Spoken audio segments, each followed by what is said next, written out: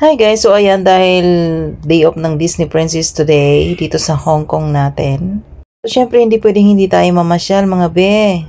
Ito na nga, formado na tayo, punta tayo doon sa cable car. My friend, syempre siya yung nagbibideo sa atin dyan. Thank you my friend.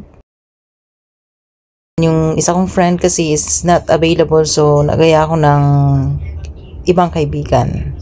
So, ito yung way, hindi ko na pinakita yung start. Basta, Qingyi yung baba. Sa mga nasa Hong Kong dito, alam nila yon. Pagdating sa Qingyi, sasakay ka again ng MTR, 2 MTR. And then, ito na siya. So, ayan guys, makikita nyo, yan, nakikita nyo yung cable car dinaanan namin. Talagang sinadya namin. At ito talaga yung daanan papunta doon sa pupuntahan nating pasyalan. So, kapag ka day off kasi, medyo bored ka, and then minsan nasusobrahan ako sa tulog, so kailangan ko rin lumabas para at least mahangin-hanginan tayo. Kadalasan kasi sa ginagawa ko kapag ka day off ako guys is, nagigising ako, hapon na siya. Alam mo naman, tulog is life. So, ayan, nag-enjoy lang ako sa view dito.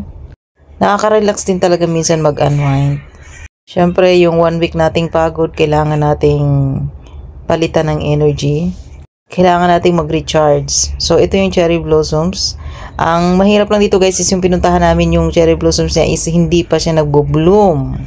Sa March pa pala and ng March pa pala yung magbo-bloom. So, ang ginawa na lang namin is video.